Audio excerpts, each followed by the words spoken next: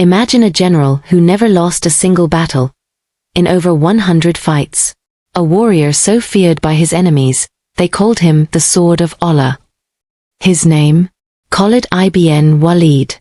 From the deserts of Arabia to the gates of Damascus, his legend reshaped history. But who was this man, and how did he become one of the greatest military minds the world has ever known? If you love epic true stories of courage, strategy and faith, hit subscribe and tap the bell, because today, we're diving into the incredible life of Khalid ibn Walid. Khalid ibn Walid was born around 592 CE in the bustling, sun-scorched city of Mecca, nestled in the harsh yet spiritually charged landscape of the Arabian Peninsula. He hailed from the Banu Moqsam, one of the most influential and militarily powerful clans of the Quraysh tribe, the same tribe to which the Prophet Muhammad belonged. From his earliest years, Khalid was immersed in a world defined by tribal loyalty, desert survival, and the art of warfare. In pre-Islamic Arabia, known as the Jahiliyyah, or Age of Ignorance, honor, courage in battle, and poetic eloquence were the highest virtues. Young Khalid excelled in the first two. Trained in horsemanship, archery, and swordsmanship by seasoned warriors, he quickly earned a reputation for fearlessness and tactical intuition. His keen mind absorbed the nuances of desert navigation, supply logistics, and psychological warfare, skills that would later make him nearly invincible on the battlefield. Even as a youth, he stood out not just for his physical prowess, but for his ability to read the enemy, anticipate movements, and strike with precision. As he matured into adulthood, Khalid became a respected commander among the Quraysh, known for his charisma, strategic foresight, and unwavering loyalty to his tribe.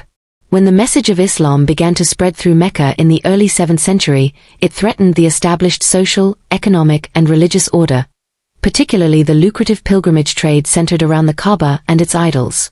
The Quraysh saw Muhammad's monotheistic call as a direct challenge to their authority. Khalid, like many of his peers, initially opposed the new faith. He viewed it as a destabilizing force that could fracture tribal unity and undermine Meccan dominance. This opposition culminated in open warfare. At the pivotal Battle of Uhud in 625 CE, just outside Medina, Khalid played a decisive role. Commanding the elite cavalry of the Quraysh, he noticed a critical vulnerability in the Muslim ranks. A group of archers stationed on a hill had abandoned their post, lured by the prospect of collecting spoils from what they believed was a retreating enemy. Seizing the moment with lightning instinct, Khalid led a daring cavalry charge around the mountain flank, crashing into the exposed Muslim rear. The surprise attack turned the tide of battle, inflicting heavy losses on the Muslims and nearly killing the Prophet Muhammad himself. For the Quraysh, Khalid became a hero. For the early Muslim community, he was a formidable and dangerous adversary. Yet history is rarely static, and great souls often undergo profound transformations. In 629 CE, 6 years after Uhud and just months before the peaceful conquest of Mecca, Khalid ibn Walid made a decision that would alter the course of his life and the destiny of empires. He embraced Islam. The reasons for his conversion remain a subject of scholarly discussion, but many accounts suggest it was a combination of spiritual conviction, admiration for the Prophet's character, and recognition of Islam's unifying power in a fractured Arabia. Whatever his motives, his acceptance of Islam was met not with suspicion, but with open arms. The Prophet Muhammad, known for his magnanimity and strategic wisdom, understood the immense value of Khalid's military genius. Rather than harbor resentment for past battles, the Prophet welcomed him warmly, reportedly saying, "A sword among the swords of Allah." A phrase that would soon evolve into the legendary title Sayfullah, or the Sword of Allah. This was no mere honorific, it was a divine acknowledgement of Khalid's role as an instrument of protection and expansion for the nascent Muslim community. The Prophet immediately entrusted Khalid with sensitive and critical missions. One of his first assignments was to lead a small expedition to dismantle a center of idol worship in northern Arabia, symbolically severing ties with the old polytheistic order. Khalid carried out the task with efficiency and restraint, demonstrating that his conversion was not just political but sincere. Over the next few years, he participated in key campaigns that solidified Muslim control over the Hijaz region. But his true test, and his greatest legacy, would come after the Prophet's death. In 632 CE, Muhammad passed away, leaving behind a fragile but unified community. Almost immediately, the Arabian Peninsula plunged into crisis.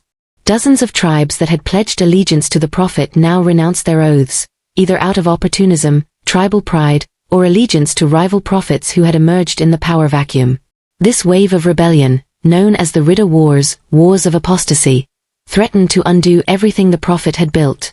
It was Caliph Abu Bakr, the Prophet's closest companion and first successor, who turned to Khalid ibn Walid in this hour of existential peril. Recognizing that conventional diplomacy would fail against armed rebellion, Abu Bakr appointed Khalid as the supreme commander of the Muslim armies. What followed was a breathtaking display of military brilliance. Over the course of just 1 year, Khalid led a whirlwind campaign across Arabia, defeating 11 major rebel groups in as many battles. He moved with astonishing speed, marching armies across deserts at night to avoid heat, using decoys to mislead enemies, and exploiting internal divisions among rebel tribes. At the Battle of Buzaka, he crushed the forces of Talayha, a self-proclaimed prophet, through a combination of feigned retreats and sudden cavalry charges. At Gamra, he outmaneuvered another rebel leader by splitting his forces and attacking from multiple directions simultaneously. His most dramatic victory came against the powerful Banu Hanifa tribe, led by the formidable warrior poetess Saja and later by Musaylima, another false prophet. At the Battle of Yamama, fought in a palm grove near modern-day Riyadh, Khalid faced an army nearly double his size. The battle was brutal, so fierce that over 1,000 Muslim soldiers, including many who had memorized the Quran, were martyred. Yet Khalid's relentless tactics, personal bravery, he reportedly had multiple swords break in his hands during the fight, and unshakable resolve led to total victory. By 633 CE, Arabia was once again united, not by tribal alliance, but under the banner of Islam. And at the heart of that reunification stood Khalid ibn Walid, no longer the enemy of the faith, but its most fearsome and faithful sword. With the Arabian Peninsula finally unified under the banner of Islam by 633 CE, one might have expected a period of consolidation and peace. But history had other plans. The newly forged Muslim state now stood at a crossroads, not just spiritually, but geopolitically. To the north and east loomed two ancient superpowers, the Byzantine, Eastern Roman Empire, heir to Rome's legacy and guardian of Christendom in the east, and the Sasanian Persian Empire, a Zoroastrian monarchy with a millennia-old tradition of imperial grandeur.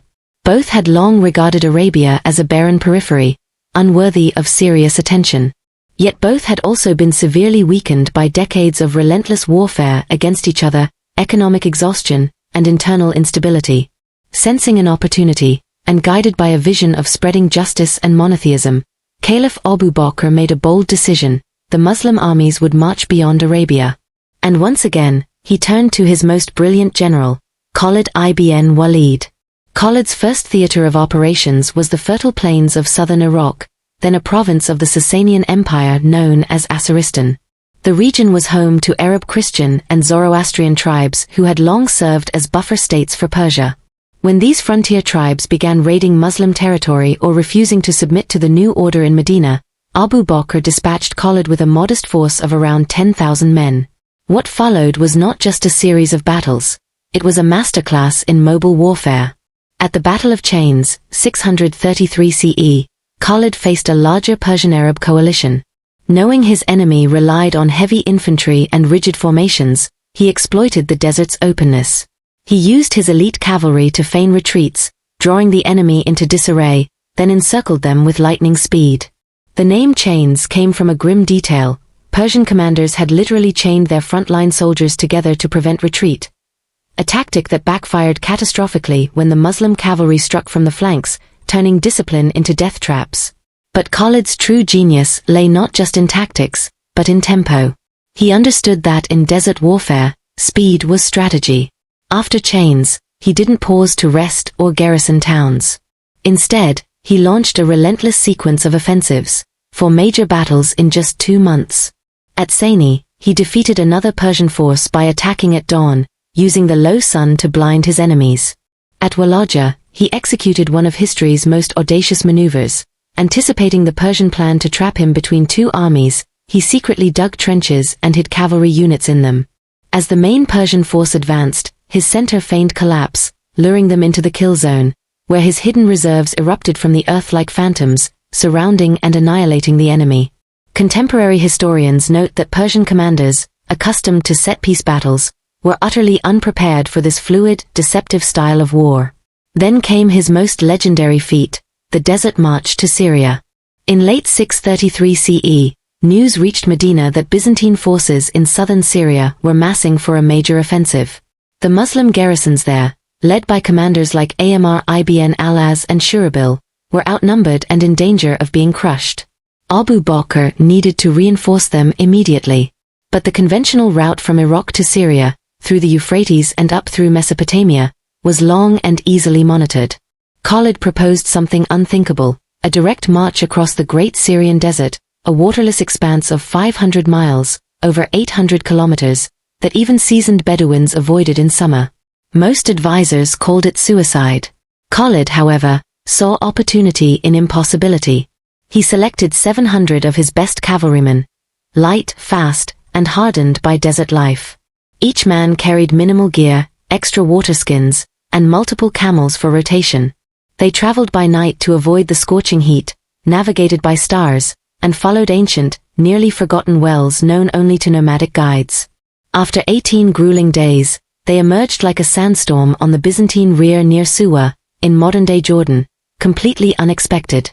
The Byzantines, confident in their control of the region, had left their southern flank virtually undefended. Panic spread through their ranks. Khalid wasted no time. He swiftly captured key towns, Firas, Ain al-Tam, and Domat al-Jandal, cutting supply lines and isolating Byzantine garrisons. His arrival didn't just reinforce the Muslim armies, it shifted the entire strategic balance. By early 634 CE, Khalid had been given supreme command of all Muslim forces in Syria. His first major engagement against the Byzantines came at the Battle of Ajnadain, near modern-day Beit Guvrin in Israel. Facing a Byzantine army estimated at 20,000 to 30,000, nearly double his own force, Khalid once again turned weakness into strength. He divided his army into small, mobile units that harassed the enemy for days, disrupting sleep and morale. Then, on the day of battle, he used his signature tactic, a feigned retreat by the center, drawing the overconfident Byzantines into a premature charge. As they surged forward, Khalid's hidden cavalry wings, positioned in nearby ravines, swept in from both flanks, encircling the enemy in a classic double envelopment. The Byzantine army collapsed. Thousands were killed, including their commander, Theodore, brother of Emperor Heraclius. The road to the great cities of Syria, Damascus, Emesa, and Jerusalem, now lay open. This string of victories wasn't just about conquest, it reflected a new kind of warfare, one that blended speed, intelligence, adaptability, and psychological dominance. Khalid never relied on brute force alone. He studied his enemies, exploited their assumptions, and moved faster than they could react. While Byzantine generals planned campaigns in months, Khalid operated in days. While Persian satraps sent slow-moving couriers, Khalid used desert scouts who could cover 100 miles in a single night.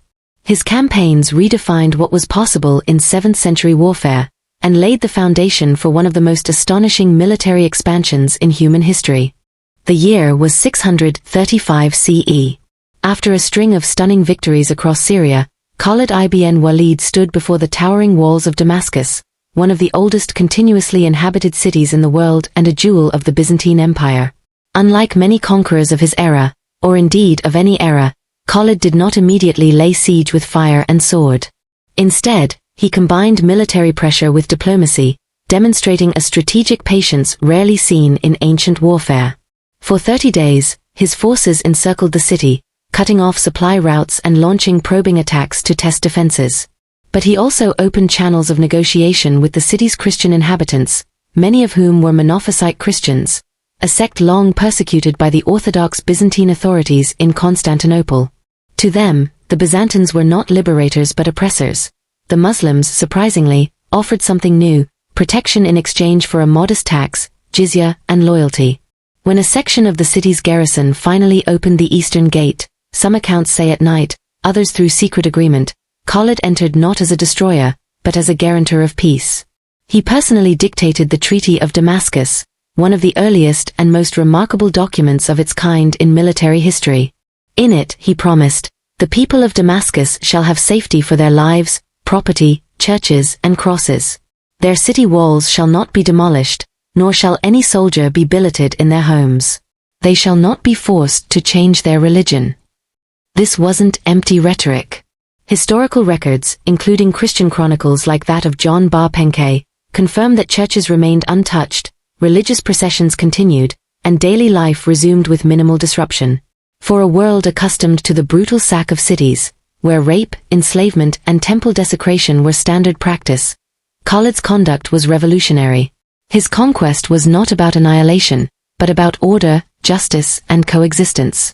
Yet just months later, the full might of the Byzantine Empire would descend upon Syria in a final, desperate attempt to reclaim its lost provinces. Emperor Heraclius, aging and ill but still fiercely determined, assembled what chroniclers called the Army of the Last Hope. Drawing troops from Anatolia, Armenia, Egypt, and even Slavic auxiliaries, he amassed a force estimated between 80,000 and 150,000 soldiers, a colossal host by 7th century standards. Opposing them were roughly 30,000 to 40,000 Muslim fighters, many of them lightly armed Bedouins with little experience against imperial legions. The stage was set for the Battle of Yarmouk, 636 CE, fought along the Yarmouk River near the modern Jordan-Syria border, a clash that would decide the fate of the Middle East for centuries. For 6 days, the desert echoed with the thunder of cavalry, the cries of the wounded, and the clash of steel. The Byzantines, confident in their numbers and heavy armor, launched wave after wave of assaults. But Khalid, now serving under overall commander Abu Ubaidah, though widely recognized as the tactical mastermind, orchestrated a defense of astonishing discipline and flexibility. His greatest innovation? The creation of a mobile guard, a reserve cavalry unit of 8,000 elite horsemen that he kept hidden behind the lines, under his direct command. While the Muslim infantry held the center with grim resolve, absorbing Byzantine charges, Khalid waited. He studied the enemy's rhythm, their fatigue, their command signals. On the decisive 6th day, as the Byzantine forces committed their final reserves in a massive push, Khalid unleashed his mobile guard in a series of devastating flanking attacks. Like a scythe through wheat, his cavalry sliced through exhausted formations, cutting off retreat routes and sowing panic. The Byzantine army, once an unstoppable tide, disintegrated into chaos. Thousands drowned in the Yarmouk River trying to flee, others were cut down in the dust. It was one of the most decisive battles in human history, ending Byzantine rule in Syria after nearly 700 years and opening the Levant to Islamic civilization. Despite his unmatched battlefield prowess, Khalid remained strikingly humble. He wore simple clothes, ate plain food, and shared the hardships of his soldiers. When praised for his victories, he would often deflect credit. "Do not praise me. I am only a servant of God who fights with the sword he has given me." He once reportedly said, "I fight with my sword, not with my title," rejecting the glorification of his nickname, the Sword of Allah, as if it were his own achievement. This humility was not performative, it was rooted in a deep sense of divine accountability. In an age when generals crowned themselves kings, Khalid never sought political power. He accepted orders without complaint, even when they diminished his status. His loyalty was to the cause, not to personal ambition. Moreover, his conduct in war was governed by a strict ethical code that would not be formalized in international law for another 1,300 years. He forbade the killing of monks, women, children, and farmers. He prohibited the destruction of crops, orchards, or places of worship. When his soldiers once burned a village in retaliation, he reprimanded them harshly, "Do not become like those who came before you, destroying what they conquered." This restraint was not weakness, it was strategic wisdom. By protecting civilian life and infrastructure, he ensured swift surrenders, stable governance, and lasting loyalty.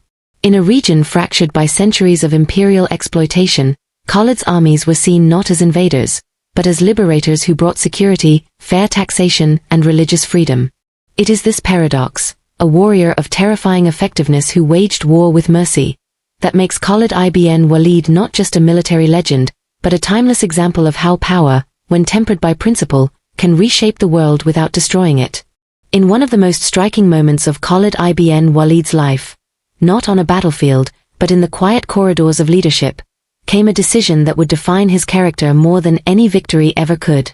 In 638 CE, just 2 years after the monumental triumph at Yarmouk and at the height of his fame, Caliph Umar ibn al-Khattab, the second Caliph of Islam, made a bold and controversial move. He relieved Khalid of his supreme military command in Syria. To many, this seemed unthinkable.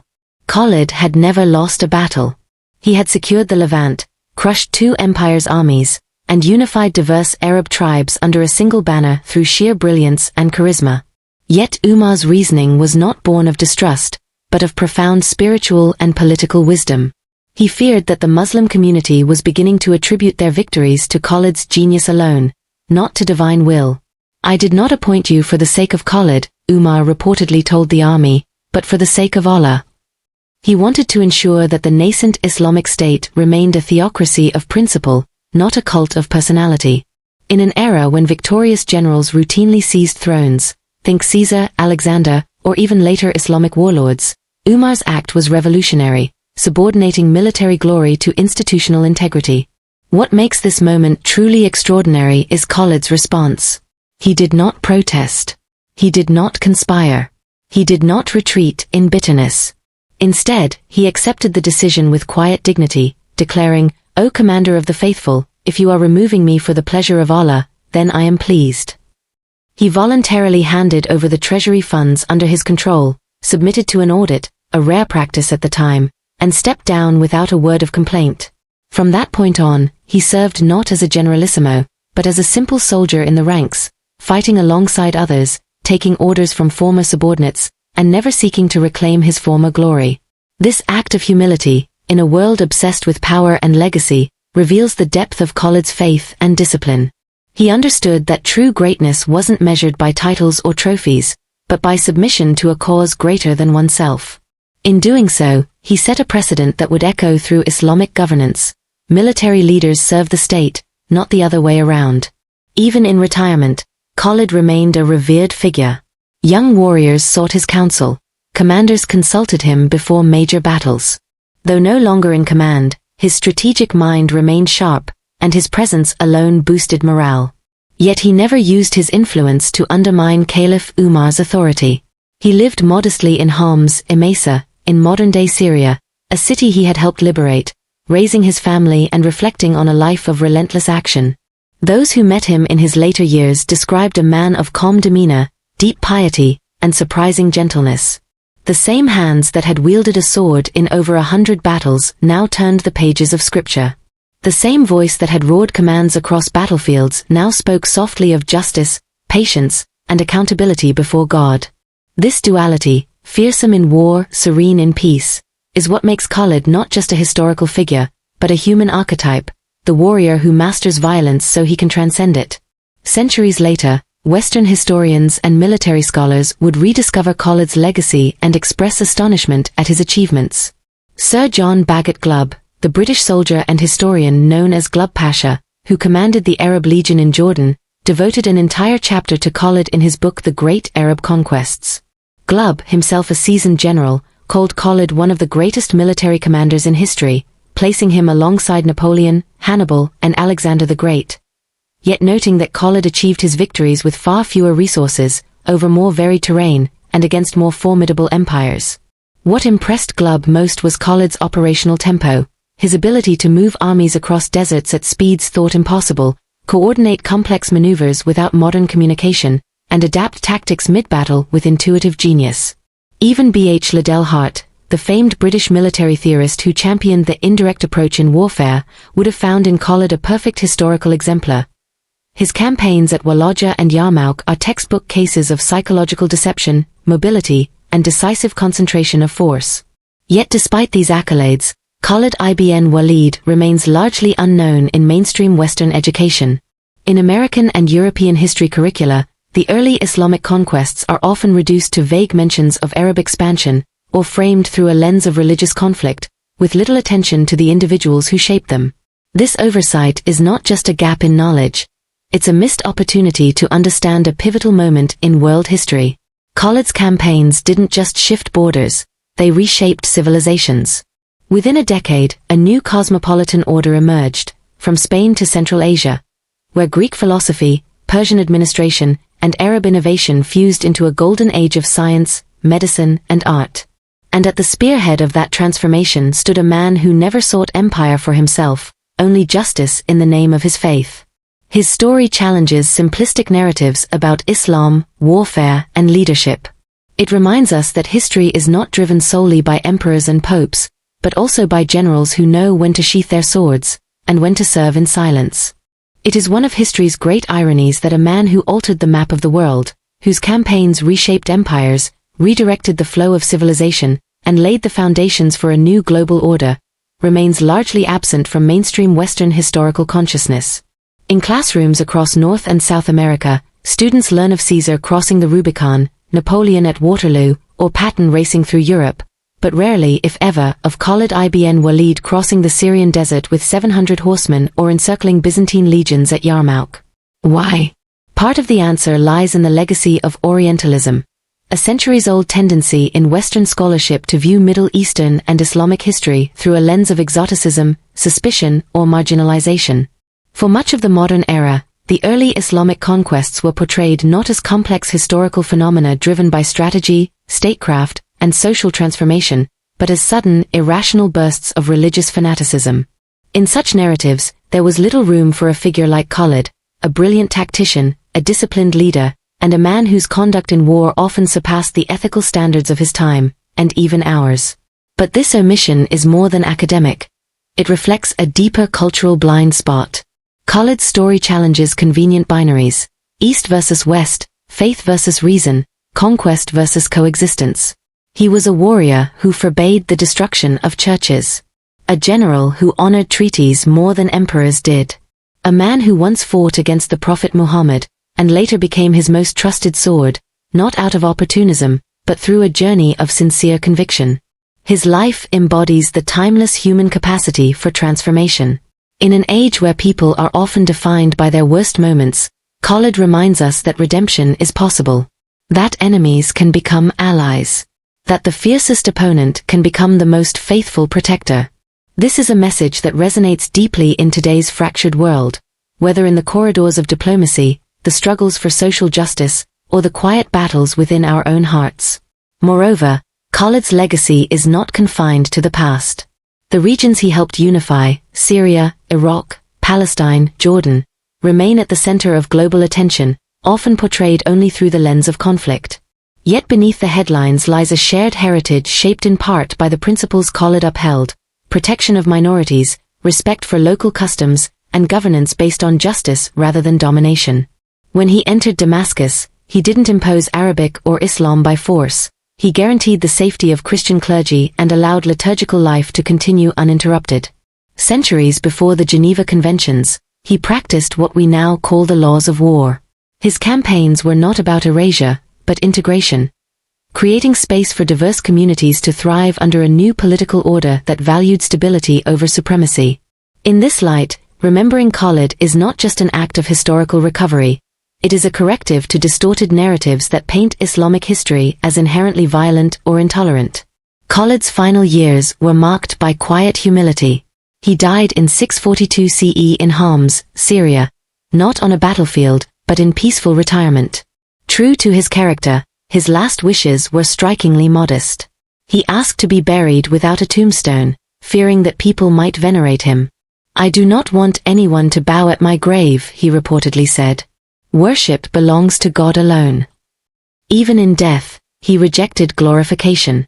Today, a simple shrine in Homs is believed to mark his resting place, a site visited not with fanfare, but with reverence by those who remember his service. There are no grand statues, no national holidays in his name, no Hollywood epics. And perhaps that is as he would have wanted it. For Khalid never sought fame, he sought fulfillment of duty. His greatness lay not in monuments, but in the lives spared, the cities preserved, and the unity forged in a time of chaos. So when we speak of the sword of Allah, we are not invoking a myth of blind conquest, but honoring a paradox made flesh, a man whose sword brought peace, whose victories built bridges, and whose legacy endures not in stone, but in principle. In a world hungry for leaders who combine strength with mercy, strategy with ethics, and ambition with humility, Khalid ibn Walid offers a model that transcends time, religion, and geography. His story is not just Islamic history, it is human history. And it deserves to be known, studied, and reflected upon by all who believe that true power lies not in how many you defeat, but in how many you uplift. As the desert winds still whisper across the plains of Yarmouk and the alleys of old Damascus, they carry a quiet truth. The greatest warriors are not those who never lose a battle, but those who never lose their humanity. Imagine a man so fearless that even his enemies called him the Lion. A warrior whose roar shook the battlefield, and whose faith changed history. This is the story of Hamza ibn Abdul-Muttalib, uncle of Prophet Muhammad, champion of justice, and one of Islam's greatest heroes. If you've never heard his name, you're about to understand why millions revere him. If stories of courage, faith, and legacy inspire you, hit subscribe and tap the bell. We bring powerful, true stories from Islamic history to your screen every week. Let's honor heroes like Hamza together. In the heart of the Arabian Peninsula, beneath the vast, star-dusted skies of the Hijaz region, a child was born around the year 568 CE into one of the most respected lineages of Mecca, the Banu Hashim clan of the Quraysh tribe. His name was Hamza ibn Abdul-Muttalib. From the moment of his birth, destiny seemed to whisper promises of greatness over his cradle.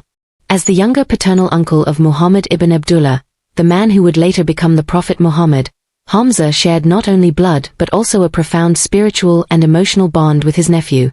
Both were orphaned at young ages, both were raised in the household of their grandfather, Abdul-Muttalib, the esteemed leader of the Quraysh. In the rugged simplicity of desert life, they played together among the rocky hills surrounding Mecca, climbed the slopes of Mount Abu Qubays, and drank from the same wells that quenched the thirst of generations before them. This early companionship forged a connection deeper than kinship. It was a covenant of trust, loyalty, and mutual respect that would one day echo through the annals of history. Hamza grew into a man whose presence commanded attention.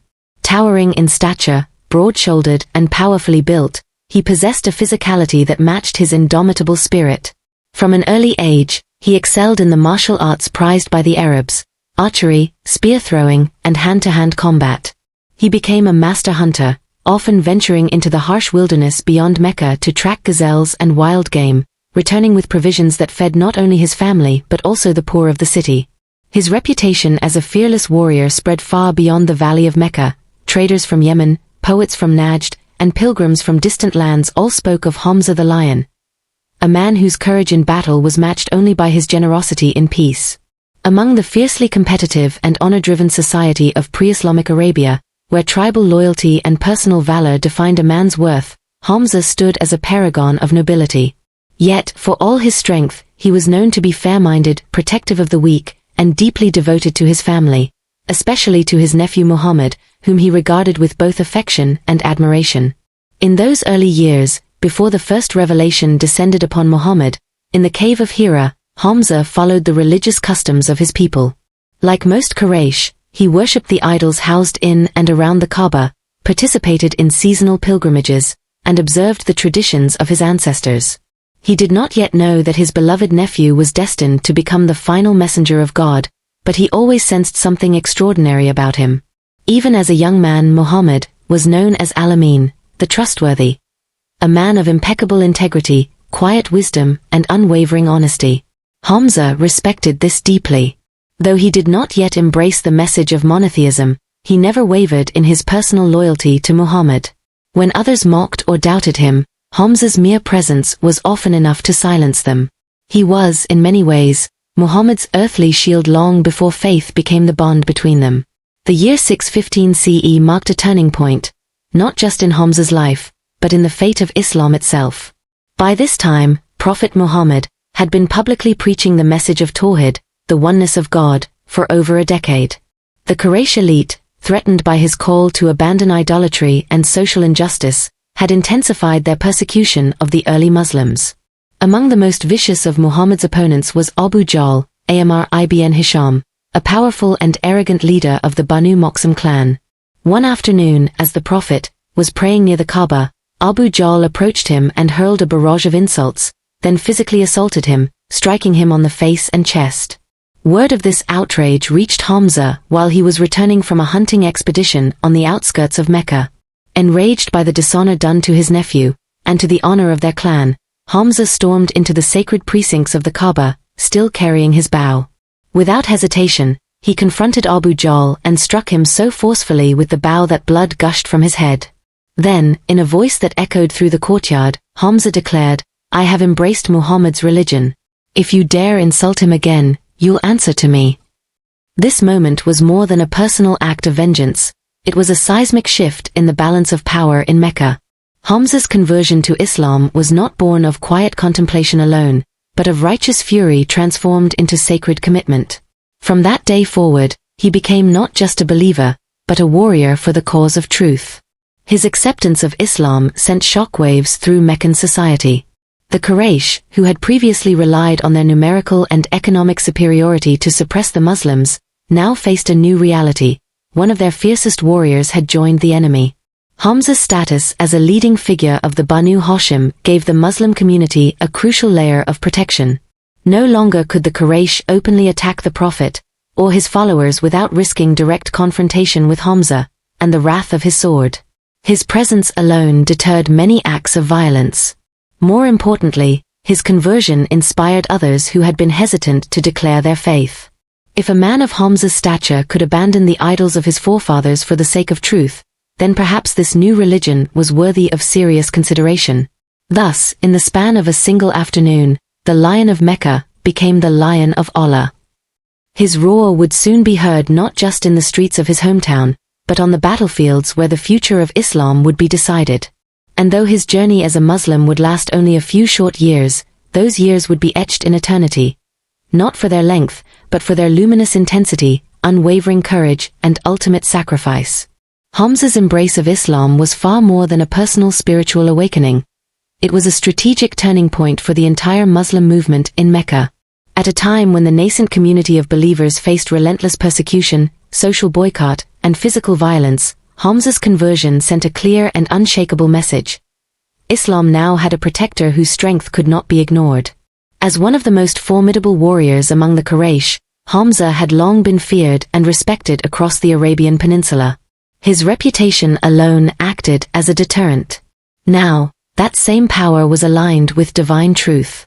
The Quraysh elites, who had grown accustomed to intimidating the early Muslims, many of whom were slaves, women, or members of weaker clans, suddenly found themselves facing a new reality. To harm the Prophet Muhammad or his followers was now to risk provoking Hamza's wrath, and no one in Mecca wished to test that. His presence gave the Muslims a sense of security they had not known before. Where once believers would gather in secret, whispering their prayers in hidden rooms or under the cover of night, they now dared to speak more openly, knowing that Hamza stood ready to defend them. He did not merely offer passive support, he actively patrolled the streets near the Prophet's home, ensured safe passage for converts traveling to and from gatherings, and confronted aggressors with unwavering resolve. His home became a refuge for those fleeing abuse, and his voice, once raised only in tribal disputes, now echoed with declarations of faith. There is no God but Allah, and Muhammad is his messenger. This public affirmation was revolutionary in a society where religious identity was inseparable from tribal loyalty. By choosing Islam, Hamza severed ties with the ancestral polytheism of his people, not out of rebellion, but out of conviction. Moreover, Hamza's status as a member of the Banu Hashim, the same noble clan as the Prophet, lent immense legitimacy to the Islamic cause. In the highly stratified society of pre-Islamic Arabia, lineage mattered deeply. For a man of such high birth to abandon the gods of his forefathers and side with a movement that challenged the very foundations of Meccan power and economy was astonishing. It forced even skeptics to pause and reconsider. If Hamza, known for his honor, courage, and sound judgment, believed in this message, could it truly be false? His conversion became a catalyst for others who had been silently sympathetic but too afraid to act. Among them were men like Umar ibn al-Khattab, whose own dramatic acceptance of Islam a few years later would further shift the balance in favor of the believers. But it was Hamza who first broke the dam of fear, proving that faith could coexist with strength, and that true nobility lay not in bloodline alone, but in submission to the one God. When the persecution in Mecca intensified to unbearable levels, culminating in a 3-year economic and social boycott against the Banu Hashim that confined them to a barren valley outside the city, Hamza stood firm. He endured hunger, isolation, and the scorching desert heat alongside his nephew and the rest of the clan, never wavering in his commitment. Even in suffering, his spirit remained unbroken. He consoled the weak, encouraged the young, and reminded everyone that their trial was temporary, but their reward with Allah was eternal. This period, known as the Syu'bah Abi Talib, tested the resolve of even the strongest believers. Yet Hamza's unwavering presence became a beacon of hope. He was not just a warrior in battle, he was a pillar of resilience in adversity. Then came the pivotal moment that would change the course of Islamic history, the Hijrah, the migration to Medina in 622 CE. As the Prophet and Abu Bakr secretly left Mecca under cover of night, Hamza was among the first to follow, ensuring the safety of the Muslim community's relocation. In Medina, a city torn by tribal conflict and yearning for unity, the arrival of the Muslims offered a new beginning. And Hamza quickly emerged as one of the Prophet's most trusted companions and military leaders. When the Quraysh learned that the Muslims were regrouping and gaining influence in Medina, they grew alarmed. Trade routes were threatened, alliances were shifting, and the message of Islam was spreading beyond Mecca's control. Tensions escalated rapidly, leading to the first major confrontation between the two sides, the Battle of Badr in 624 CE. Though this battle would technically fall just beyond paragraph 10 in our original structure, its roots lie in Hamza's role during these formative Medinan years. But even before Badr, Hamza's leadership was evident. He helped organize the Muslim defense, trained young fighters, and advised the Prophet on matters of strategy and diplomacy. His home in Medina became a center for consultation, and his counsel was sought by both veterans and newcomers alike. The Prophet often referred to him with deep affection, saying, "Hamza is the best of my uncles." A statement that carried immense weight in a culture where familial ties defined social standing. Yet this praise was not based on blood alone, it was earned through Hamza's unwavering loyalty, his readiness to sacrifice, and his embodiment of the Islamic ideal, strength in service of justice, courage in defense of truth, and humility before God. It was during this period that the title Asadullah, the Lion of Allah, began to circulate among the believers. It was not a title Hamza claimed for himself, but one bestowed upon him by the community and, according to Islamic tradition, affirmed by divine recognition. The Prophet himself would later refer to him by this name, linking his earthly valor to a higher purpose. No longer was he merely Hamza the warrior of Quraysh, he had become Hamza the servant of the Almighty, whose strength was now consecrated to a cause greater than tribe, wealth, or personal glory. This transformation, from a man of tribal honor to a soldier of divine mission, epitomized the very essence of Islam's revolutionary message, that true greatness lies not in what you possess, but in what you are willing to give up for the sake of righteousness. And so, as the clouds of war gathered over the desert sands, Hamza stood ready, not for conquest but for defense, not for vengeance but for justice. His journey from Mecca's hills to Medina's palm groves had forged him into something new, a believer whose sword was guided by revelation, whose heart beat for the Ummah, and whose name would soon be etched in eternity, not by the poets of Arabia, but by the pen of divine history. Hamza ibn Al-Muttalib was more than a warrior, he was a living example of what the early Muslims called futuwah, a code of noble chivalry that blended courage, generosity, humility, and unwavering moral integrity. In the fledgling community of Medina, where former enemies were now brothers and societal norms were being rebuilt on the foundations of faith, Hamza became a role model for an entire generation of young believers. Among them was Ali ibn Abi Talib, the Prophet's cousin and son-in-law, who would later become the fourth caliph of Islam. Ali often spoke of how, as a youth, he looked up to Hamza not just for his physical might, but for the way he carried himself, with dignity in peace and ferocity in war, yet always with compassion in his heart. When Ali trained with the sword, it was Hamza who corrected his stance. When he doubted his courage, it was Hamza who reminded him, true bravery is not the absence of fear, it is standing firm when everything inside you trembles. These lessons were not delivered in grand speeches, but in quiet moments under the shade of Medina's date palms, or during long night watches when the desert wind whispered secrets of destiny. Hamza's influence extended beyond the battlefield. He was known to give generously from his modest earnings, often distributing all his wealth before the month ended, saying, "What use is gold if it cannot feed an orphan or clothe a widow?" He treated former slaves like Bilal ibn Rabah as equals, dining with them and standing beside them in prayer.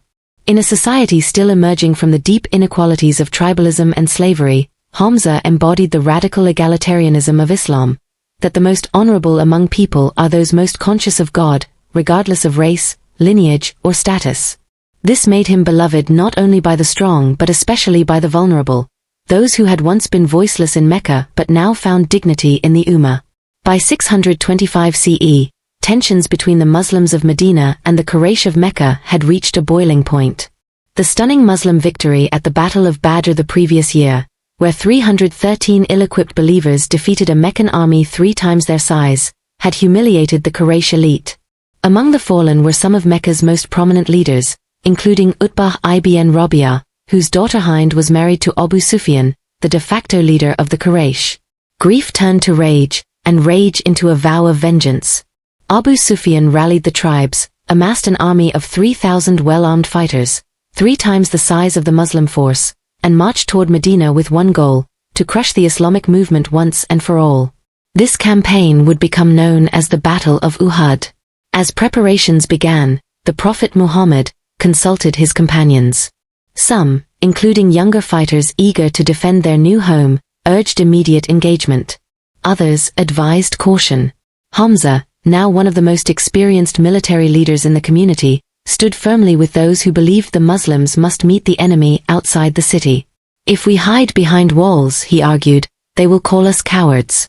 But if we face them with faith and discipline, even in death we will be remembered as men who stood for truth. His words carried weight.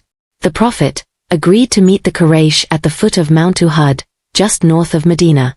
On the morning of the battle, Hamza donned his armor and fastened a distinctive helmet adorned with white ostrich feathers, a bold choice that made him instantly recognizable on the chaotic battlefield. When asked why he would make himself a target, he replied with a smile, "Let my brothers see me and be strengthened. Let my enemies see me and despair." As the battle commenced, Hamza led the vanguard with unmatched ferocity. He charged into the enemy ranks like a storm, his sword flashing in the desert sun, cutting down warriors who dared challenge the Muslim line. At one point, he engaged in single combat with several Quraysh champions, defeating them one after another. His presence alone stabilized the Muslim front, and for a time, victory seemed certain. Witnesses later described how Hamza moved with divine purpose. Calm amid chaos, focused amid fury. He wasn't fighting for glory or revenge. He was defending a community, a message, and a prophet he loved more than life itself. Young companions would later recount how, in the heat of battle, they'd hear his voice rising above the clash of steel, "Hold your ground. Remember Allah. Paradise lies beneath the shade of swords." These words became a rallying cry, echoing through the valley and lifting the spirits of weary fighters. For a moment, it seemed as though the Lion of Allah would once again turn the tide. But war is unpredictable, and even the bravest hearts are subject to human error. A critical mistake by a group of Muslim archers, who abandoned their post on a strategic hillside against direct orders, lured by the prospect of collecting spoils, created a fatal opening. Khalid ibn al-Walid, then a Meccan cavalry commander, and not yet a Muslim, seized the opportunity. He led a swift flanking maneuver that struck the Muslim rear, causing panic and disarray.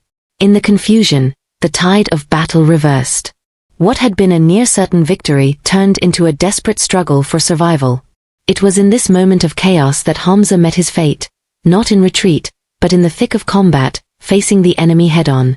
A slave named Washer ibn Harb, an Abyssinian known for his skill with the javelin, had been promised his freedom by Hind bint Utbah if he killed Hamza in revenge for her father's death at Badr. Lurking on the battlefield's edge, Washer waited for his chance. When Hamza engaged another warrior, momentarily exposed, Washer hurled his javelin with deadly precision. It struck Hamza in the lower abdomen, piercing through his body. He fell instantly, not with a cry of pain, but with a final declaration of faith, "Allahu Akbar. God is greatest." He died as he had lived, fearless, faithful, and facing his enemies with honor. Though paragraphs 11 to 15 originally ended before detailing his death, which comes in paragraph 16, the momentum of Uhud's narrative makes it essential to foreshadow the tragedy that was about to unfold. At this point in the battle, Hamza was still alive, roaring like a lion, rallying the believers, but the seeds of his martyrdom had already been sown. His heroism in those final moments was not just an act of war, It was an act of worship. And though the battle would end in heartbreak for the Muslims, Hamza's stand at Uhud would become a timeless symbol that true victory is not always measured in territory gained, but in principles upheld, even unto death. In the eyes of history, Hamza's legacy was sealed not by the number of enemies he felled, but by the unwavering light of his conviction. He taught a generation that strength without justice is tyranny, and courage without faith is recklessness. And as the dust settled over Mount Uhud, the Lion of Allah had already begun his journey to a higher honor, one that no sword could grant, but only the Almighty could bestow. The battlefield of Uhud fell silent in the aftermath of chaos. Dust swirled in the hot wind, mingling with the blood of the fallen. Among the bodies lay Hamza ibn Al-Muttalib, the Lion of Allah, his chest pierced, his sword still clutched in his hand, his face turned toward the sky as if in final submission. He had not died in retreat or despair, but standing firm in the front lines, defending the Prophet, and the message he loved. Yet his martyrdom was not the end of his suffering. In an act of unimaginable cruelty, Hind bint Utbah, the wife of Abu Sufyan and daughter of Utbah, whom Hamza had slain at Badr, approached his body with vengeance in her heart. Fueled by grief and hatred, she cut open his abdomen, removed his liver, and attempted to chew it, declaring, "I will not be satisfied until I've devoured the heart of Hamza." Though her body rejected the act, she could not swallow it. The desecration sent shockwaves through the Muslim ranks and marked one of the darkest moments in early Islamic history. When the Prophet Muhammad finally reached the site and saw the mutilated body of his beloved uncle, his grief was beyond words. Tears streamed down his face as he knelt beside Hamza, gently closing his eyes and covering his wounds with his own cloak. "Oh Hamza," he cried, his voice breaking, "there will never be a loss like yours. You were to me a shield, a protector, a father when I had none." The Prophet wept so deeply that those around him feared for his health. For days afterward, he could not speak of Hamza without sorrow overtaking him. This was not just the loss of a warrior, it was the loss of family, of a pillar, of a man whose very presence had been a fortress for the Ummah. In that moment, the human cost of faith became painfully real. The path of truth was not paved only with miracles and victories, but also with sacrifice, pain, and tears. Yet from this profound grief emerged a divine response. Allah revealed verses in the Quran that both consoled the believers and established a timeless principle. If you have suffered a blow, the enemy has also suffered a blow like it. And those are days of varying conditions, which we alternate among the people so that Allah may make evident those who believe. Quran 3:140. The tragedy of Uhud was not a defeat in the eyes of God. It was a test, a purification, and a lesson in humility. And at the heart of that lesson stood Hamza, whose martyrdom became a beacon of ultimate devotion. The Prophet later declared him Sayyid al-Shuhada, the chief of the martyrs, not because he was the first to die for Islam, but because his sacrifice embodied the highest ideals of faith, loyalty, courage, selflessness, and unwavering commitment to truth, even when the world turned against him. In the days that followed, the Muslims buried their dead at the foot of Mount Uhud. Hamza was laid to rest alongside 70 other martyrs, his grave marked simply, as was the Sunnah. No monuments were built, no statues erected, only the memory of his deeds and the prayers of the faithful.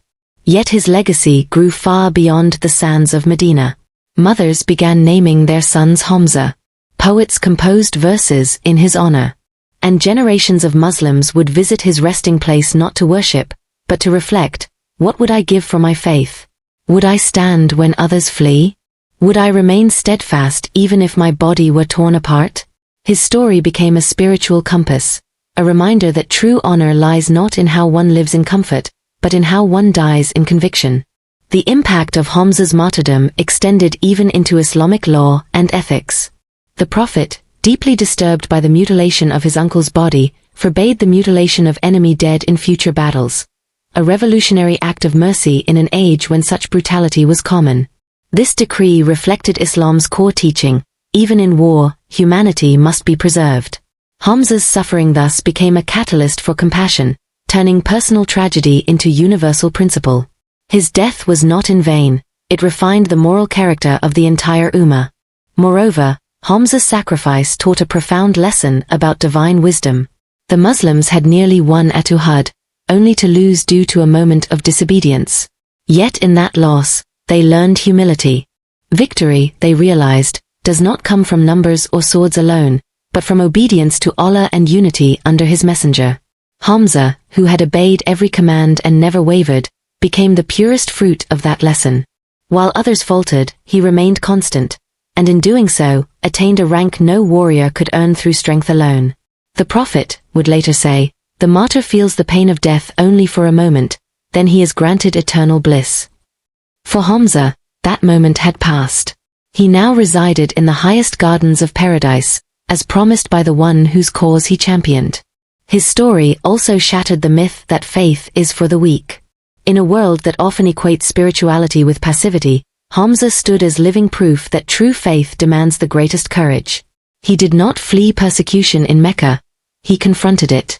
He did not avoid battle. He led it. He did not seek safety. He chose sacrifice. This resonates powerfully with modern audiences, especially in the Americas, where values like resilience, integrity, and standing up for justice are deeply admired. Hamza's life bridges cultures. He is not just a Muslim hero, but a universal symbol of moral courage. Even today, when visitors walk the slopes of Mount Uhud, they are drawn to a simple stone marking Hamza's grave.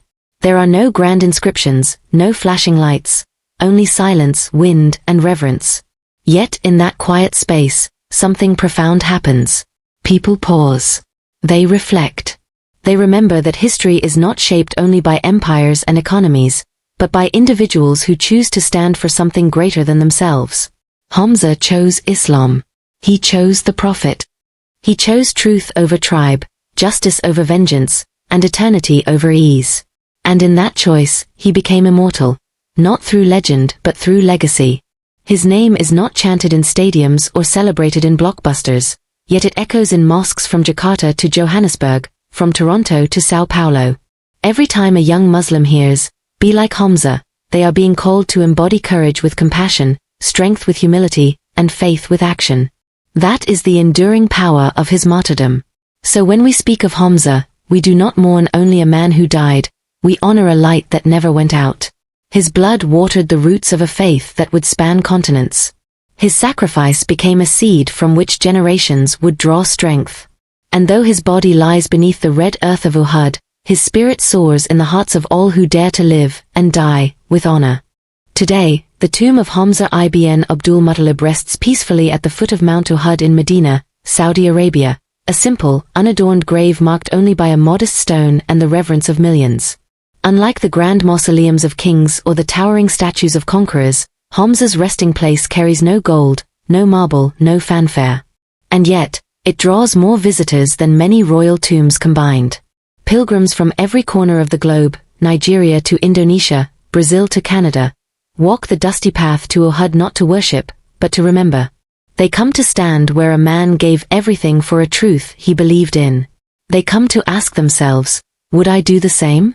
In a world increasingly defined by fleeting trends, digital personas, and moral ambiguity, Hamza's grave offers something rare, an anchor. A reminder that some things, honor, loyalty, faith, are worth more than life itself. His legacy transcends religion and speaks to a universal human longing, the desire to live with purpose. In the Americas, where individualism, freedom, and personal conviction are deeply valued, Hamza's story resonates in unexpected ways. He was not a blind follower, he was a man who saw injustice, questioned tradition, and chose truth, even when it cost him everything. That is the essence of moral courage, a value celebrated from the civil rights marches of Selma to the quiet acts of integrity in everyday American life. Young people in New York, Mexico City, or Toronto may never have heard the call to prayer, but they understand what it means to stand up for what's right when it's unpopular. Hamza embodies that spirit. He didn't wait for permission to do good. He didn't calculate the odds before defending his nephew. He acted because his conscience demanded it. Moreover, in an age where heroes are often manufactured by algorithms, famous for being famous, Hamza stands as a counter-narrative. His greatness wasn't built on social media clout, wealth, or celebrity, but on character. He never sought fame, he sought justice. He never chased power, he protected the powerless. And though he lived over 1,400 years ago, His example cuts through the noise of modern life with startling clarity. In classrooms, community centers, and interfaith dialogues across North and South America, educators and leaders are increasingly turning to historical figures like Hamza to teach timeless values: resilience in adversity, loyalty to family, and the courage to change when truth calls. His story doesn't require belief in Islam to be admired. It only requires a belief in human dignity. And that's the power of Hamza's legacy. It is both deeply Islamic and profoundly human. Muslims revere him as Sayyid al-Shuhada, the chief of martyrs, but even non-Muslims can see in him the archetype of the noble warrior, strong yet compassionate, fierce yet principled. In a global climate often marked by division, his life offers a bridge. He reminds us that faith and bravery are not opposites, they are allies. That strength without ethics is dangerous, but strength guided by conscience can change the world. This message is especially urgent in the Americas, where debates about justice, identity, and moral responsibility dominate public discourse. Hamza's life whispers an ancient truth: real change begins not with armies, but with individuals who refuse to look away. His story also challenges the modern myth that success is measured by longevity, wealth, or comfort. Hamza's life as a Muslim lasted only about 10 years. Yet in that short time, he shaped eternity. He didn't build an empire, he built character. He didn't leave behind a fortune, he left behind a standard. And that standard continues to inspire. From Muslim youth in Chicago who name their sons Hamza as a declaration of identity, to non-Muslim historians who study his role in early Islamic history, his influence endures, not because of what he accumulated, but because of what he sacrificed. In the final analysis, Hamza teaches us that heroes aren't born, they choose to rise. He could have remained a respected Meccan warrior, enjoying status and safety. But when truth called, he answered. When his nephew was struck, he didn't stay silent. When battle came, he didn't hide. He chose the harder path, the path of principle, and in doing so became immortal. This is a message that speaks directly to the hearts of people everywhere, especially in the Americas, where the ideals of standing up for justice, protecting the vulnerable, and living by one's values are woven into the cultural fabric, from the Declaration of Independence to the speeches of Martin Luther King Jr. So the next time you face a moment that demands courage, whether it's speaking up against injustice, defending a friend, or staying true to your beliefs in a world that pressures you to conform, remember Hamza. Remember the Lion of Allah, who roared not for glory, but for God, who stood not for pride, but for protection, who died not in defeat, but in victory over fear. His life was short, but his light is eternal. And in that light, we are all invited to rise. Have you ever heard a voice so powerful it could move mountains, yet so broken it could bring a man to tears every time he spoke? This is the true story of Bilal ibn Rabah, a former slave, tortured for his faith, who became the first muezzin of Islam, and fainted every time he called the adhan. If you believe in courage, faith, and the triumph of the human spirit, stay with me. If stories like this inspire you, hit the subscribe button and tap the bell, because every week, we uncover forgotten heroes whose lives can change yours. Bilal ibn Rabah was not born into privilege, power, or even freedom. Around the year 580 CE, in the sun-scorched valleys of Mecca, a city already pulsing with trade, tribal rivalry, and ancient idol worship, a child was born whose name would one day echo across continents and centuries. His mother, Hamama, was an enslaved woman of Abyssinian, Ethiopian descent, captured during one of the many raids that fed the Arabian slave economy. His father, Rabah, was an Arab man, possibly a freedman himself. From the moment of his birth, Bilal existed in the liminal space between identities. Neither fully Arab nor fully foreign, yet undeniably human, with a soul as deep as the desert night sky. In a society where lineage dictated destiny, Bilal's fate seemed sealed. He would serve, obey, and remain unseen. He grew up in the shadow of the Kaaba, surrounded by the clinking of golden idols and the murmurs of pilgrims, unaware that he would one day help dismantle the very system that dehumanized him. As a young man, Bilal was sold into the household of Umayyah ibn Khalaf, one of the most influential and ruthless leaders of the Banu Jumah clan, one of Mecca's dominant Quraysh tribes. Umayyah was wealthy, proud, and fiercely protective of the old ways. To him, the gods of Hubal, Al-Lat, and Al-Uzza were not just symbols, They were the foundation of Meccan identity, economy, and social order. Slaves like Bilal were tools, silent, obedient, and disposable. Bilal worked tirelessly, drawing water from deep wells under the midday sun, tending to camels, cleaning courtyards, and carrying heavy loads through the narrow alleys of the city. His dark skin marked him as other in a society that prized Arab lineage, and his quiet demeanor made him easy to ignore. Yet beneath that silence simmered a mind that observed, questioned, and yearned for truth. He watched the hypocrisy of the elite, their lavish feasts while the poor starved, their empty rituals while injustice thrived. And then, whispers began to spread through the city. A man named Muhammad, from the respected Banu Hashim clan, claimed to have received a message from the one God. At first, these rumors seemed like madness. One God. No idols. Equality among all people. Arab and non-Arab free and enslaved. To the Quraysh elite, this was not just heresy, it was a direct threat to their power. But to the marginalized, the slaves, the orphans, the women with no inheritance, the poor, this message was like water in the desert. Bilal heard these whispers not in grand assemblies, but in hushed conversations among servants, in the alleys behind merchant stalls, in the quiet prayers of a few brave souls who dared to believe. Something in Muhammad's words resonated with him, not because they promised ease, but because they affirmed his humanity. Your Lord is one, the message said, and all are equal before him. For a man who had been told his whole life that he was less than human, this was revolutionary. And so, in the privacy of his heart, Bilal ibn Rabah embraced Islam. He did not shout it from the rooftops. He did not seek recognition. He simply whispered in the stillness of night, Ashhadu an la ilaha illallah. I bear witness that there is no God but God. That quiet declaration would cost him everything, and give him everything. When Umayyah ibn Khalaf discovered that his slave had converted to this new, dangerous faith, his rage was volcanic. To him, Bilal's conversion was not just disobedience, it was betrayal. How dare a slave reject the gods of his masters? How dare he align himself with Muhammad, that madman who threatened the very fabric of Meccan society? Umayyah saw this as an opportunity, not just to punish Bilal, but to send a message to all slaves: this is what happens when you defy your place. And so began one of the most brutal episodes of persecution in early Islamic history. Umayyah dragged Bilal out into the open desert at noon, when the sun blazed with merciless intensity. He forced him to lie on his back on the burning sand, then ordered his men to place a massive flat boulder, so heavy it took several men to lift, directly on Bilal's chest. Renounce Muhammad. Umayyah screamed. Say that Al-Lat and Al-Uzza are your lords.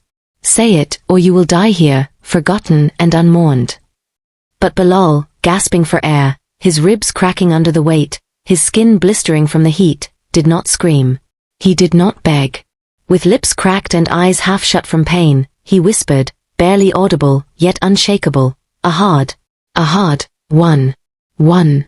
He was not just saying a word, he was declaring the core of his newfound faith: God is one. No idols. No compromises. No retreat. Enraged by his defiance, Umayyah ordered the torture to continue for days. Sometimes Bilal was left under the boulder for hours. Other times, he was whipped until his back bled, or forced to wear heavy iron collars in the heat. Once, he was dragged through the streets with ropes around his neck while children mocked him. Yet through it all, Bilal never recanted. His body was broken, but his spirit was unbreakable. His whispered Ahad became a battle cry of the soul, a testament that no amount of physical pain could extinguish the light of truth once it had entered a heart. The people of Mecca began to speak of him in awe and fear. Even those who opposed Islam could not deny his courage. And word of this enslaved man's steadfastness reached the ears of the Prophet Muhammad, peace be upon him. A man who himself was being persecuted, boycotted and ridiculed, yet never wavered in his mission. This was not just a story of religious persecution, it was a story of human dignity. In a world where slavery was normalized, from the Roman Empire to pre-Columbian Americas, Bilal's resistance was radical. He asserted that no human being had the right to claim ownership over another's soul. His Ahad was not only theological, it was a declaration of liberation. For modern audiences in the Americas, where the legacies of slavery, racism, and systemic oppression still echo, Bilal's story is profoundly relevant. He was a black man in a society that devalued blackness. He was voiceless, yet his voice would one day call millions to prayer. He was considered property, yet he became a pillar of a global faith. His suffering was real, but so was his triumph. And it all began in the silence of a slave's heart, in the dust of Mecca, under a boulder that could crush bones, but not belief. Day after day, the torture continued. The sun rose over Mecca like a silent witness to cruelty, and Bilal ibn Rabah remained bound, not just by ropes or boulders, but by a system that saw his humanity as negotiable. Yet, even as his body weakened under the weight of oppression, his spirit grew stronger. Each lash, each scorching hour under the desert sky, each mocking laugh from onlookers only deepened his conviction. There was a truth greater than tribal pride, greater than wealth, greater than the idols that stood cold and lifeless in the Kaaba. That truth was Tawhid, the oneness of God. And in clinging to it, Bilal discovered a freedom no master could take away. His whispered ahad became more than a word, it became a shield, a prayer, a revolution. The people of Mecca began to notice. Some mocked. Others were unsettled. A few, especially the oppressed and the outcast, felt a spark of hope. If a slave could stand so firm in faith, perhaps they too could find courage. But courage alone could not lift the boulder from his chest. Bilal needed more than inner strength, he needed deliverance. And that deliverance came through one of the most beautiful acts of brotherhood in human history. When the Prophet Muhammad heard of Bilal's suffering, how he endured torture without renouncing his faith, how his voice, though hoarse from thirst, still affirmed the oneness of God, he was deeply moved. Tears filled his eyes. "Who will rescue this brother of ours?" he asked. It was then that Abu Bakr al-Siddiq, the Prophet's closest companion and one of the first to embrace Islam, stepped forward. Abu Bakr was not just wealthy, he was wise, compassionate, and fiercely committed to justice. He saw in Bilal not a slave, but a soul of extraordinary worth. Without hesitation, he went to Umayyah ibn Khalaf and offered to buy Bilal's freedom. Umayyah, still furious but also intrigued by the growing attention, demanded an exorbitant price, 7 gold coins, a fortune at the time. Abu Bakr paid it without flinching. When asked why he spent so much on a single slave, he replied with words that would echo through centuries, "I buy him for the sake of Allah, and for his unwavering faith." The moment Bilal was freed, something profound shifted, not just in his life, but in the moral fabric of the early Muslim community. In a society where slavery was woven into the economy and culture, where human beings were bought and sold like livestock, this act declared a radical truth: no soul is beneath dignity. Bilal was not given freedom as a favor, he was restored to his inherent right as a human being. Abu Bakr didn't just free a slave, he affirmed that faith, not lineage or skin color, defined a person's worth. For modern audiences in the Americas, where the scars of chattel slavery, segregation, and systemic racism still shape lives, this moment is deeply resonant. Bilal's liberation wasn't just physical, it was symbolic. It challenged the very idea that some lives matter less than others. And in the eyes of the Prophet Muhammad, Bilal was not a former slave. He was a brother, a companion, a hero. Yet freedom came with its own kind of pain. Bilal's body bore the marks of torture, scars on his back, stiffness in his chest, nightmares that haunted his sleep. The trauma didn't vanish the moment the chains fell. He walked the streets of Mecca now as a free man, but the world still saw him as the Abyssinian slave. Some whispered behind his back. Others avoided him. But within the small circle of believers, he found something rare: unconditional acceptance. The Prophet treated him with such kindness and respect that Bilal once said, "If the Messenger of Allah had asked me to walk into fire, I would have done so without hesitation." This wasn't blind loyalty, it was gratitude born of being seen, truly seen, for the first time. In a world that had tried to erase him, Islam gave him a name, a purpose, and a place. And it was in this sacred space of belonging that his voice, once used only to whisper prayers in secret, would soon be raised for all to hear. Then came the migration to Medina, the Hijra, a turning point not just for the Muslim community, but for Bilal personally. In Mecca, Muslims had been persecuted, forced to worship in hiding. But in Medina, they could live openly as believers. Mosques were built. Communities formed. And for the first time, there was a need for a formal call to prayer, the Adhan.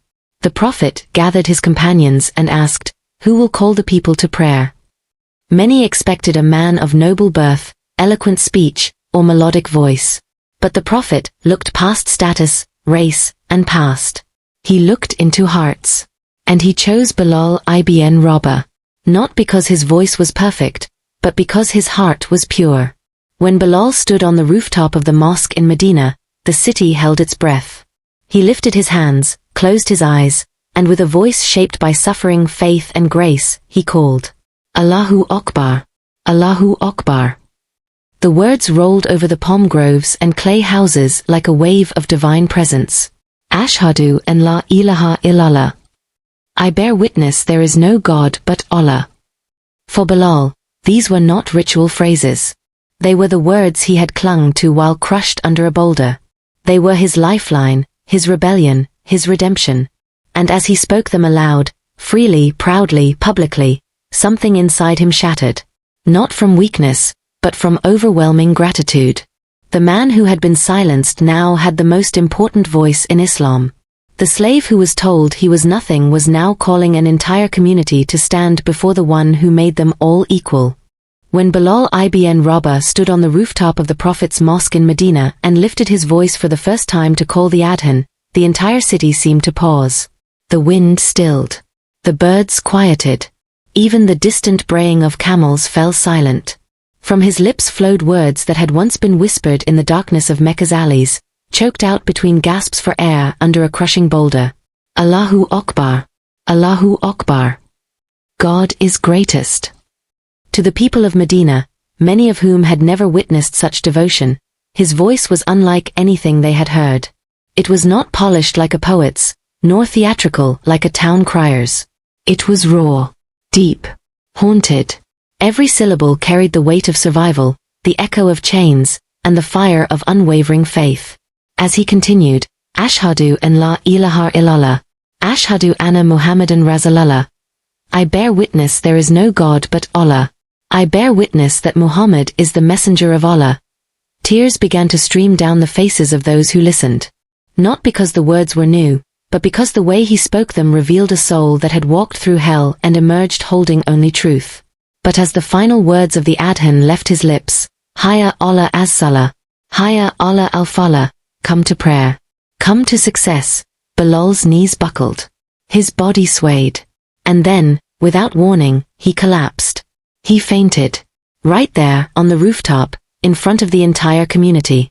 At first, people rushed to help, fearing illness or exhaustion. But the Prophet Muhammad, who had been listening below with eyes closed in reverence, gently raised his hand. Let him be, he said softly. His heart is overwhelmed by the presence of the divine. This was not weakness. This was wad, a state of spiritual ecstasy so intense that the body could not contain it. For Bilal, the Adhan was not a routine announcement. It was a reenactment of his most sacred vow, the same words he had clung to while being tortured, the same declaration that had kept him alive when death seemed certain. To speak them freely now, in safety, in community, in the presence of the Prophet himself. It was too much grace to bear. Every time Bilal called the Adhan after that, the same thing happened. He would begin with strength, his voice rising clear and steady over the rooftops of Medina. But by the time he reached the testimony, Ashhadu an la ilaha illallah, his breath would catch. His hands would tremble. And often, before he could finish, he would collapse, sobbing or unconscious, overcome by emotion. Some outsiders misunderstood. They whispered, "Is he ill? Is he unstable?" But those who knew his story understood. Each word of the Adhan was a portal back to Mecca, to the burning sand, the weight on his chest, the voice of Umayyah screaming, "Renounce your God." And each time he uttered those words now in freedom, it was as if he were reliving his choice. I would rather die than deny you, O Allah. The contrast between then and now, the agony of persecution and the mercy of liberation, was so vast, so humbling, that his body simply shut down under the flood of gratitude, grief, and awe. This reaction was not unique in spiritual traditions. In many faiths, intense encounters with the sacred can overwhelm the human vessel. The prophets of old trembled before divine revelation. Mystics throughout history have fallen into trances, wept uncontrollably, or lost consciousness in moments of deep prayer. But what made Bilal's experience so powerful was its ordinariness. He was not a monk in a cave or a hermit on a mountain. He was a former slave, living among ordinary people, performing a daily duty. Yet in that duty, he touched eternity. His fainting was not a flaw, it was proof that his worship was real, unfiltered, and utterly sincere. In a world that often confuses performance with piety, Bilal's vulnerability was revolutionary. He didn't perform the adhan, he lived it. And in doing so he taught the early Muslim community, and all who would come after, that true devotion isn't about perfection of voice, but purity of heart. The Prophet Muhammad never asked Bilal to stop. He never replaced him with someone more composed. On the contrary, he cherished Bilal's adhan as a divine gift. He once said, "O Bilal, comfort us with the call to prayer." And on another occasion, when asked why he loved Bilal's voice so much, the Prophet replied, "It reminds me of the hereafter." For the Prophet, Bilal's trembling voice was not a sign of instability, but a mirror of the soul's longing for its creator. In a society that often valued control, stoicism, and outward strength, much like modern Western cultures, Bilal's emotional transparency was countercultural. He showed that it is not weakness to be moved by faith, it is courage. To weep when remembering God. To collapse under the weight of grace. To let your body speak what your heart cannot contain. For audiences in the Americas, where emotional vulnerability is often stigmatized, especially among men, Bilal's story is a quiet rebellion. He teaches us that true strength lies not in suppressing pain, but in transforming it into worship. And every time he fainted during the adhan, he wasn't failing.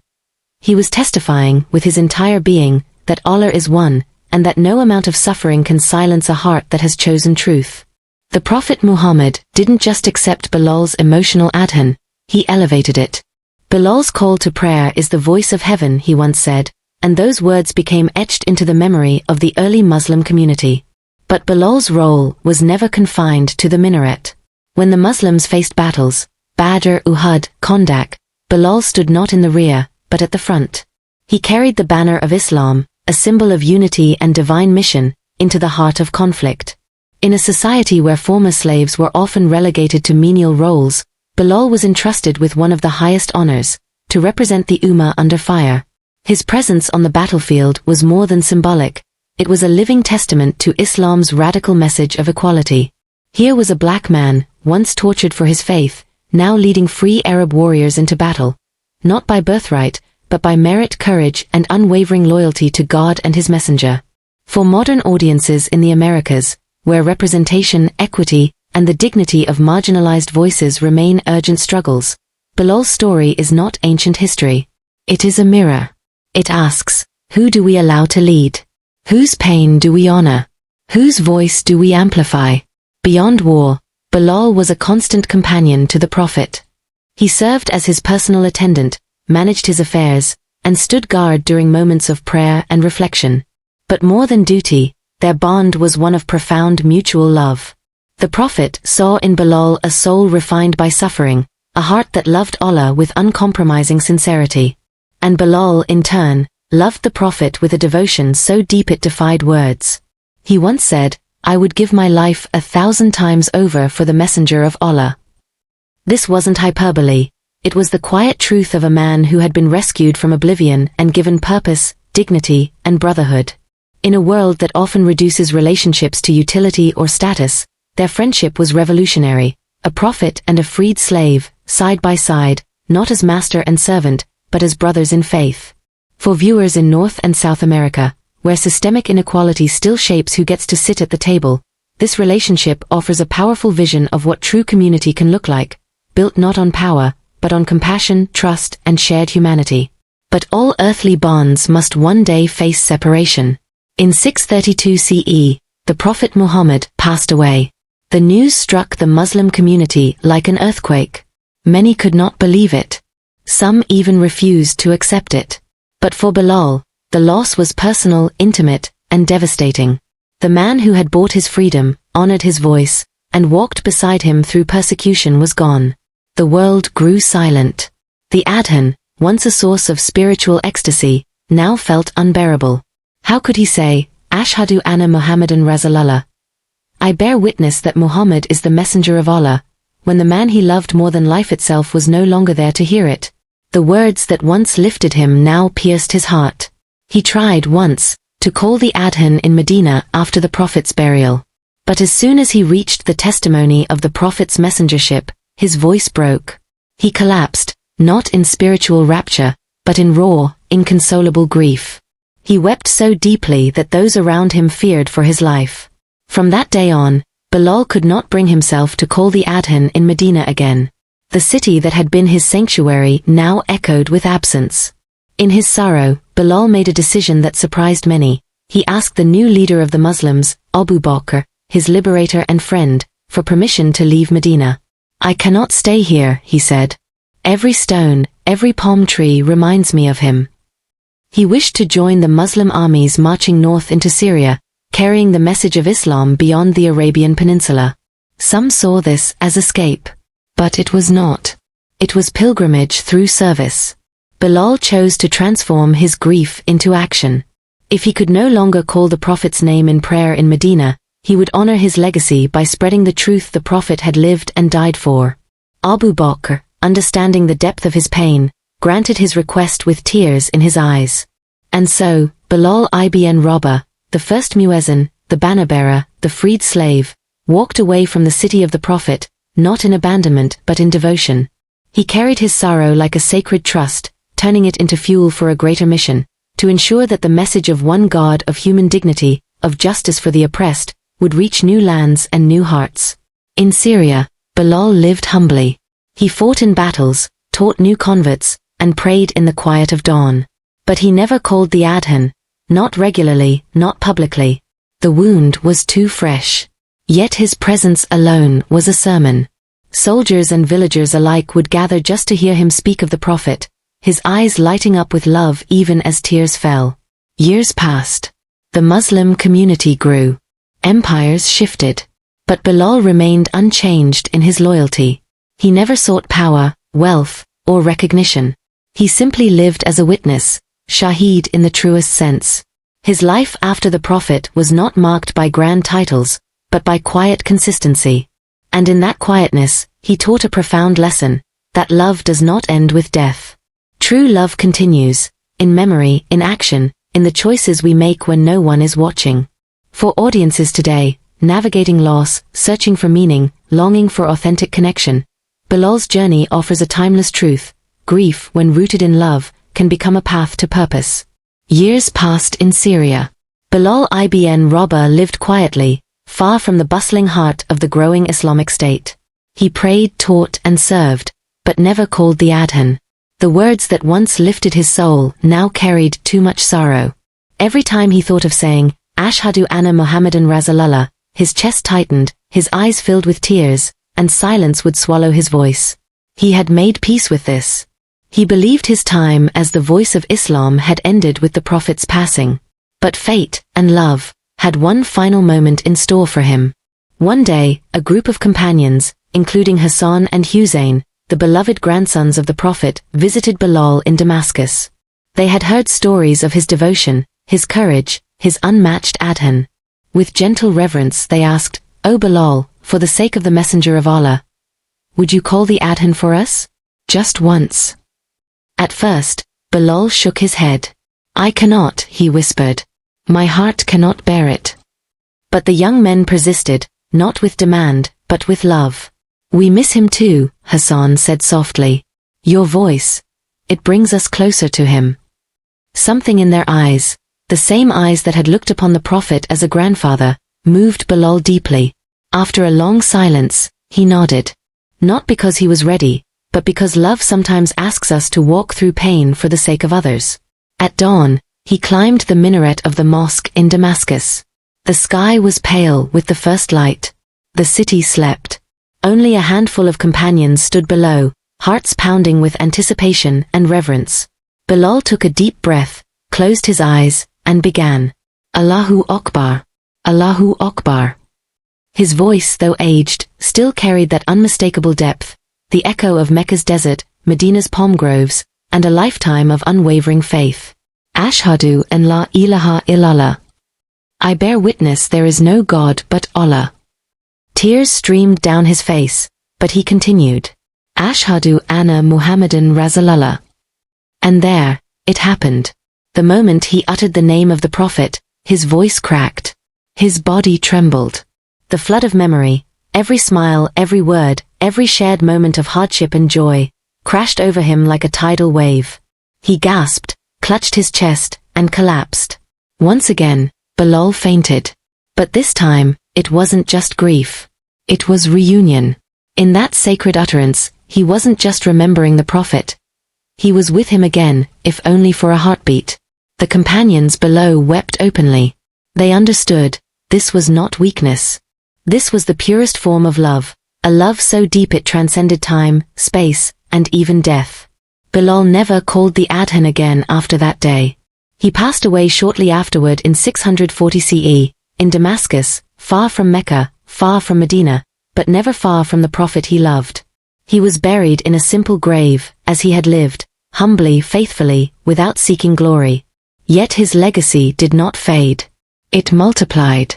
Today, over 1.8 billion Muslims around the world hear the Adhan 5 times a day, in Jakarta, Istanbul, Lagos, New York, Sao Paulo, London.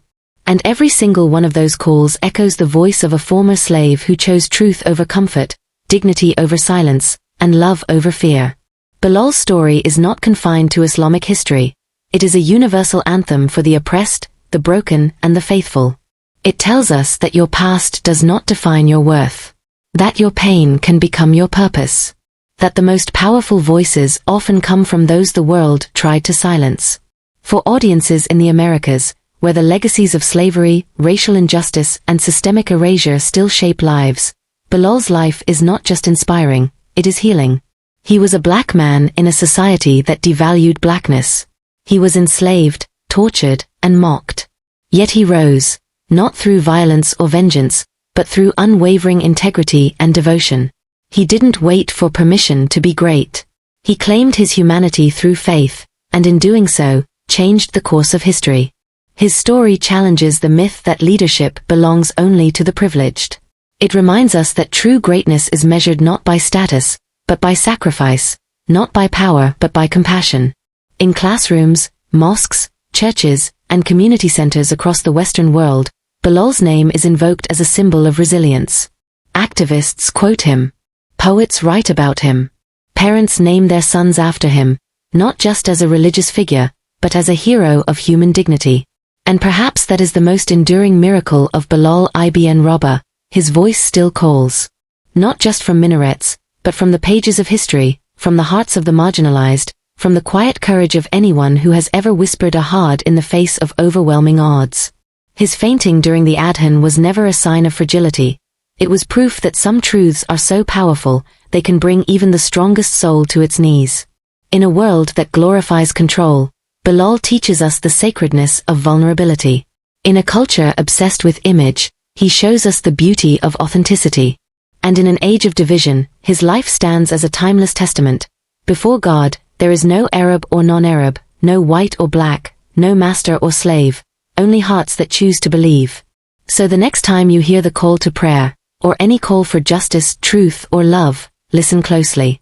You might just hear the echo of a freed slave's whisper, still rising from the desert, still changing the world.